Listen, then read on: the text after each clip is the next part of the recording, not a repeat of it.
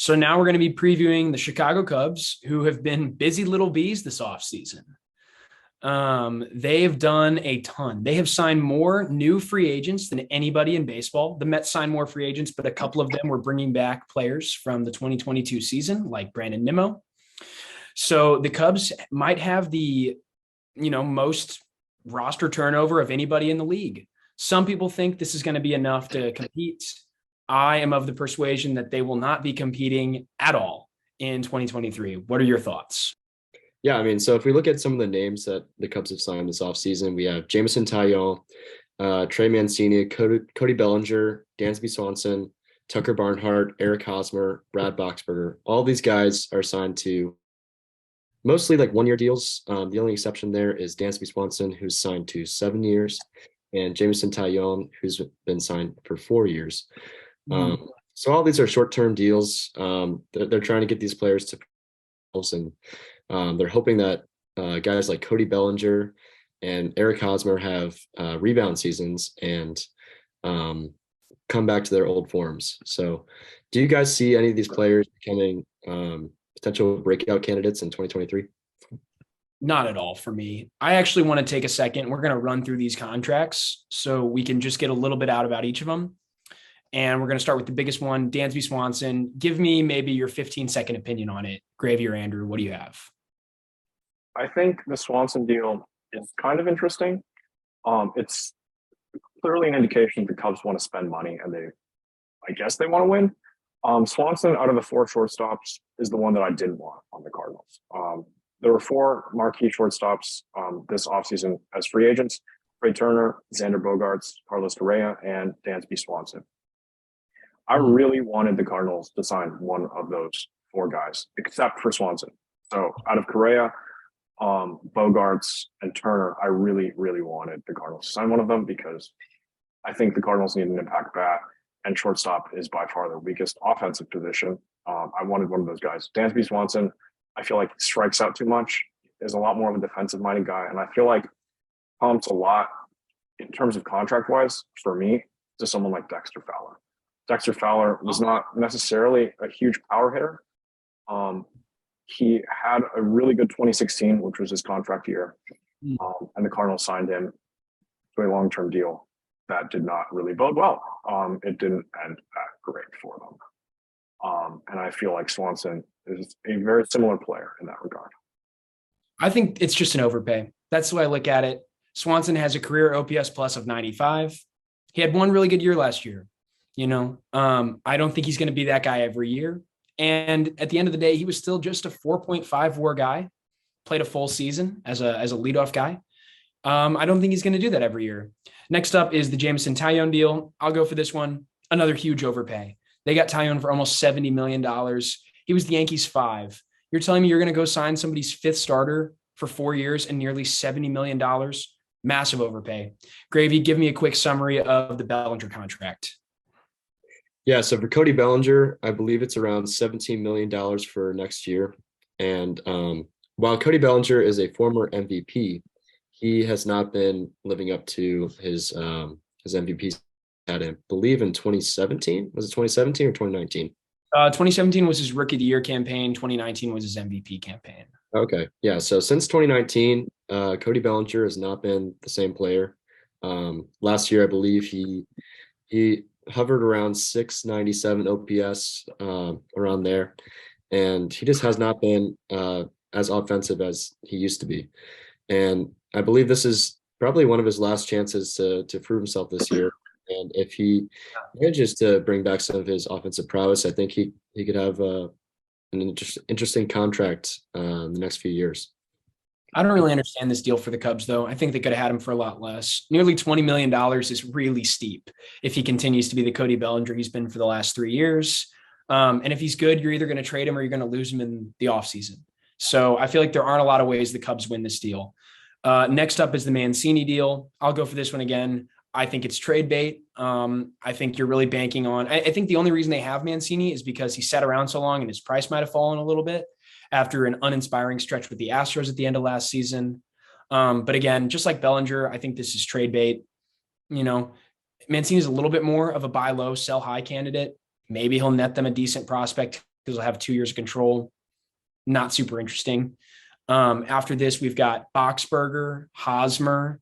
Andrew, give me a quick thought on those two contracts. Hosmer in the first half of last season was actually pretty good, but then he massively fell off in the second half. I think he could be pretty decent for them at first base. I don't see much really there. He's probably going to get traded if the Cubs aren't in contention. Same goes for Boxberger. We've seen a lot of him with the Brewers, I think, in the last couple of seasons.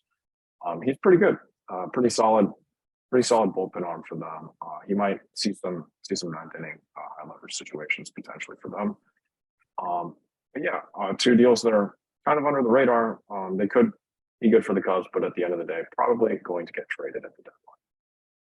Yeah, I don't know. With Hosmer, I think there's a reason he's making league minimum.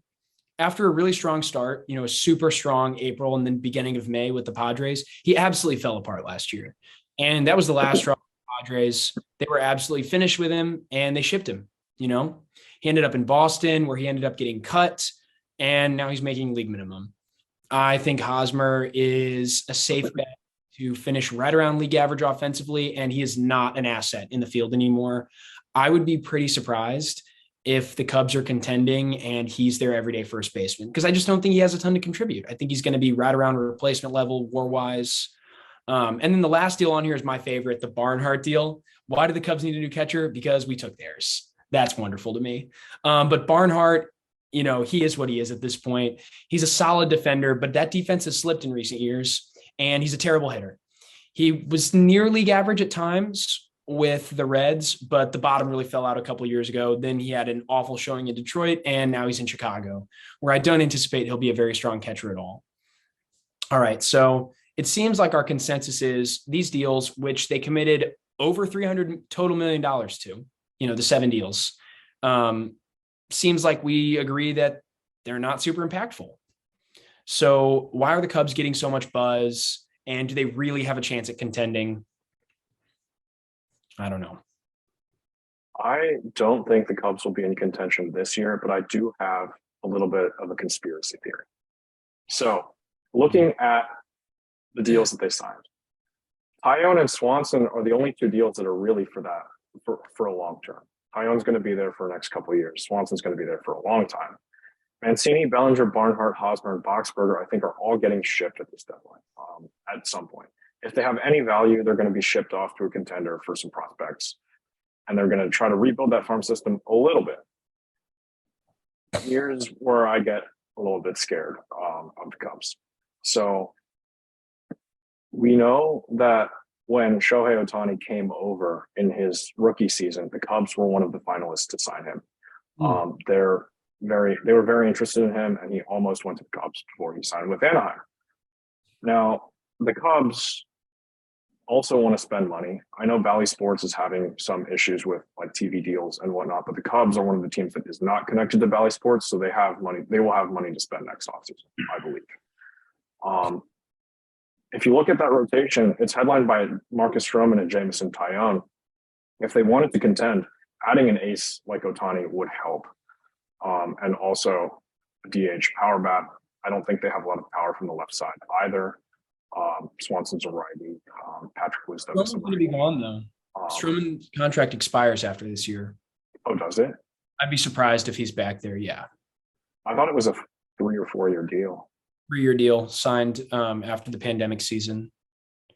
So 2021, 2022, 2023, he's gone. This is okay, but that leaves more money on the books for them to splurge on a top free agent. So I wouldn't be surprised if they were in on him. Will he sign there?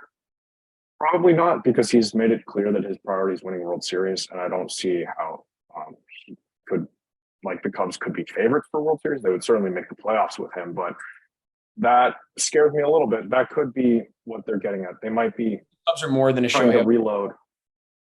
Yeah, they would probably have to sign more than him to do that, but I would be terrified of that because I can't have my favorite player on the Cubs. That's not okay.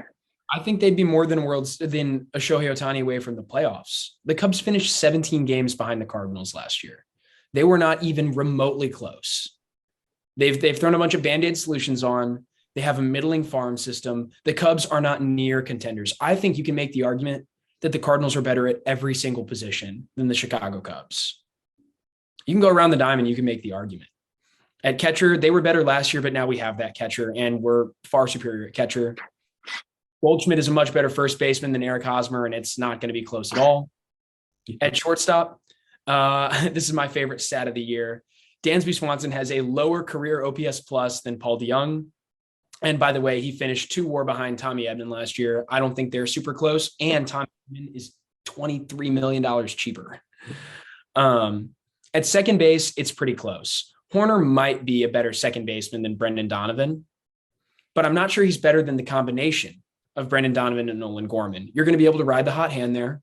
You're going to have 2 very, very solid bats who both had higher OPS pluses than Hoerner last year. Hoerner's going to play good defense, but Donovan plays good defense too. You know, Hoerner in about 100 more bats only finished 0.4 WAR ahead of Donovan last year. Donovan had an OPS plus 20 points higher. Donovan finished in Rookie of the Year voting, something Hoerner did not do when he was rookie. And then at third, Christopher Morel might be one of the most overrated players in the National League. I know he had a fun rookie year. He ended up finishing 6th in Rookie of the Year voting, but by the time it was all said and done, he had a 1.4 WAR, a 107 OPS plus. Nolan Arenado blows that out of the water. Let's look at the bullpen. The Cardinals are going to have one of the National League's strongest bullpens here, anchored by Helsley, Hicks, Gallegos. That is a 3-headed monster at the back of the pen with plenty of talent in the pipeline. Zach Thompson, Freddie Pacheco, all these guys could contribute. Looking at the rotation, the Cardinals are stronger there too. The Cubs think the rotation is going to be one of their team's stronger points, but nobody in there is proven. Kyle Hendricks is mid-washed and old. Sorry, I'm getting so negative, but I just have to. Mid-washed and old. Justin Steele, Hayden Wozniacki. These guys are unproven, young. I'm not sure they're better than the Cardinals' young crop of arms anyway. And then in the outfield, where it might be the closest, I don't know. Seiya Suzuki only had 2 WAR last year. Nootbaar was higher and way less at bats. In center field, sure, Bellinger's going to play good defense, but he hits like Paul DeJong. We have Dylan Carlson, who's a much more intriguing talent and many years younger. And then in left, I would take Tyler O'Neill over Ian Happ any day of the week because we've seen Tyler O'Neill's ceiling way higher than anything Ian Happ has ever done in his career. So I look around and I think the Cubs are 20 games away from contending with the Cardinals, who got better this offseason. They're not close. 20 games? That's 3 more than they were last year. I don't know. We got better. The Cardinals added Contreras. They got rid of DeJong. DeJong will not be hitting as much. We will not have automatic outs in our lineup. I'll have you know that DeJong last year in spring training had like a 1,500 OPS. I remember. So if he does that again this year, he's getting a roster spot. No, please. He led the team in OPS last year in spring training. DeJong did. I thought he was back. I did too. I know. I don't think DeJong is going to take an at bat for the Cardinals this year. That's my opinion. There's just too many young guys. They have to get too many guys at bats. Tommy Edman is the everyday shortstop. If DeJong plays for the Cardinals, he'll be in a very, very limited bench role. I do think I want the best for him. And, you know, I don't want to just trash on him. I want the best for him. And he's been a very serviceable player for a long time who plays great defense. I want DeJong to go get a fresh start somewhere else. You know, I want him to have the chance to be an everyday player for another team where he can just get away from some recent struggles, have a fresh start, and go at it all over again. But I don't know. I don't think the Cubs are close to the Cardinals. I don't think, and I read this hilarious article on Bleed Cubby Blue, their, you know, SB Nation site, that said if you squint real hard, you might be able to see a division title for the Cubs in 2023. And I just thought that was laughable. They're not even near the Brewers, and they're not even close to the Cardinals, not even in the same stratosphere.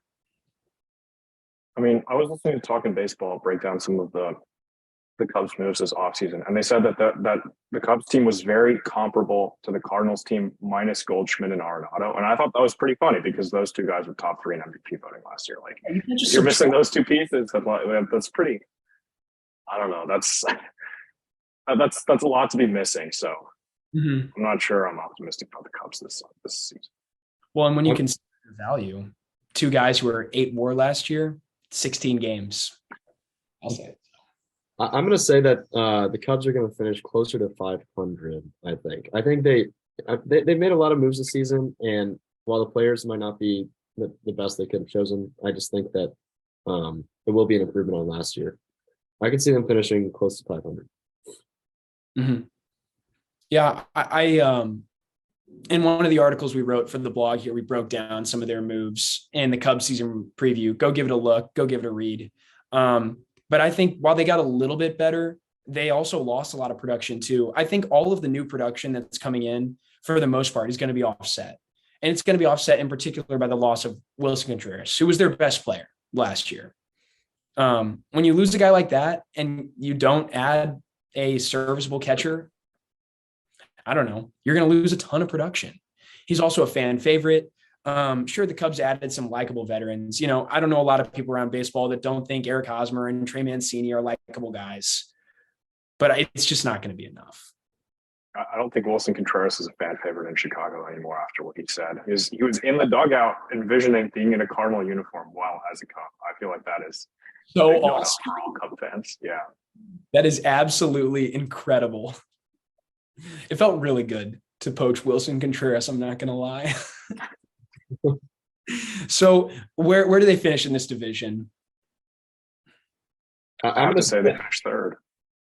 Third. I was going to say the same thing. I think they're going to finish around third place. I think they'll definitely pass up the Pirates and the Reds, but I don't think there's any way they pass up the Brewers or the Cardinals. I think the Cubs finished this year with 77 to 79 wins. They'll be close to 500.